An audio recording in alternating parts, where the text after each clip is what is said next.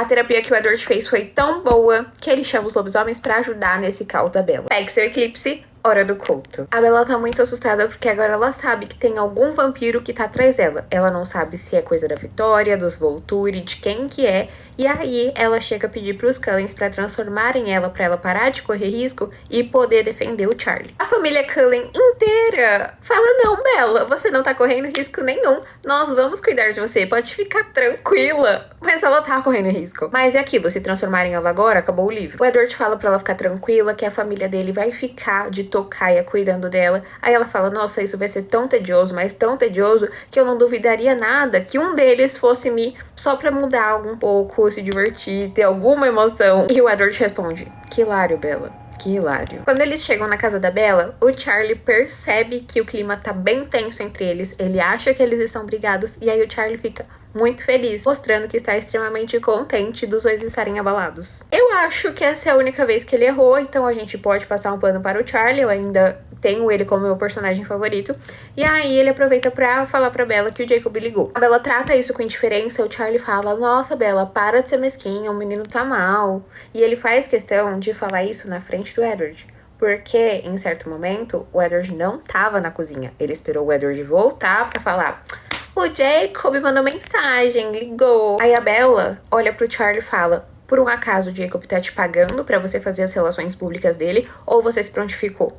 O Charlie fica bem sem graça, começa a resmungar enquanto come. Mas a Bella tá começando a considerar a ceder e perdoar o Jacob, mas ela não quer fazer isso na frente do Charlie, porque ela não quer correr o risco de falar alguma coisa entregue sobre vampiro, lobisomem, estar em risco. E nesse momento ela sente inveja do Jacob por não precisar esconder nada do Billy. Ele saber de tudo, tá por dentro de tudo e poder ser sincero, transparente. Nessa noite tava chovendo muito, o Edward teve que ir embora, não sei se ele foi caçar, o que ele foi fazer, mas a Bella olha pra fora e ela fica com dó, porque ela tem certeza que algum membro da família Cullen tá lá, embaixo da chuva, só pra proteger ela. O Edward acaba voltando em tempo recorde e ele bota ela pra dormir. Logo cedo, o Charlie já tinha saído pra pescar, antes mesmo da Bella acordar, então ela acorda, olha pro Edward e fala: hoje eu vou tirar o Jacob do castigo, eu vou ligar pra ele. E o Edward 2.0, um ser super evoluído, fala: eu sabia que você ia perdoar ele. Manter mágoas não é o seu forte. A Bella liga pro Jacob logo cedo,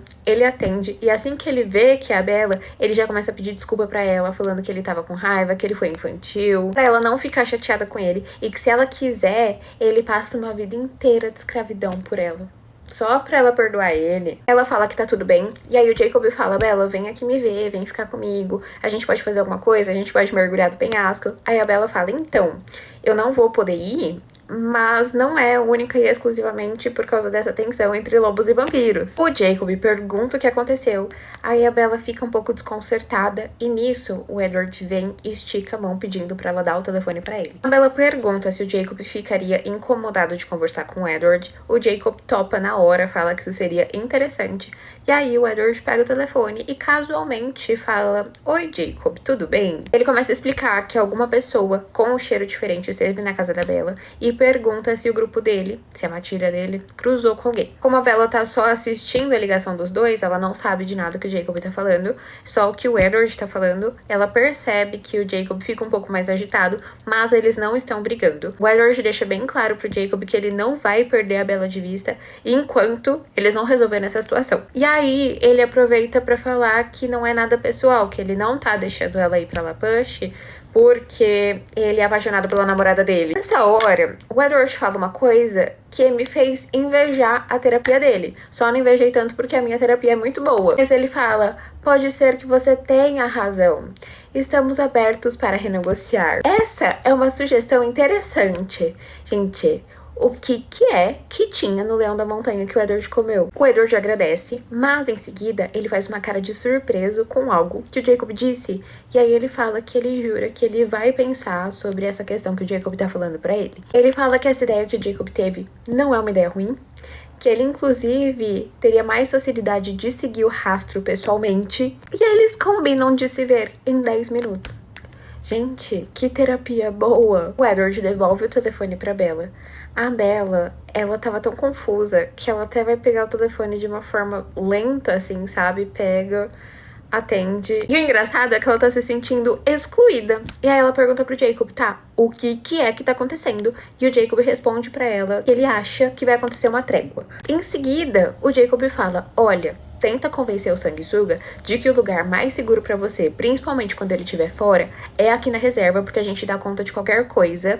E também é o melhor lugar pro seu pai. Então a gente precisa dar um jeito do Billy trazer ele pra cá e manter o Charlie aqui. Ela pergunta se era isso que o Jacob tava tentando convencer o Edward. Ele afirma. Ela pergunta o que mais que eles combinaram. Eu achei meio estranho isso. Ela tá perguntando pro Jacob pelo telefone, sendo que o Edward tá do lado dela. Mas enfim, ela pergunta e o Jacob fala que eles também vão reorganizar as fronteiras para eles conseguirem impedir outras pessoas que possam estar chegando a Forks. Ele vai ver se o Sam vai concordar com essa reorganização de fronteiras, mas que enquanto isso ele vai ficar de olho na situação. E a Bella fica, como assim ficar de olho na situação? E o Jacob fala, se você vê um lobo pelo seu quintal, não atire nele. A Bella fala para ele ficar tranquilo que ela não vai atirar, mas que ele não devia se envolver tanto nessa situação, que ele não devia fazer nada porque é muito perigoso. E o Jacob fica bravo com ela, de tipo, olha pra mim, querida. O Jacob fala pra Bella não ouvir caso o Edward comece a falar que em La Push não teria segurança, porque ele sabe sim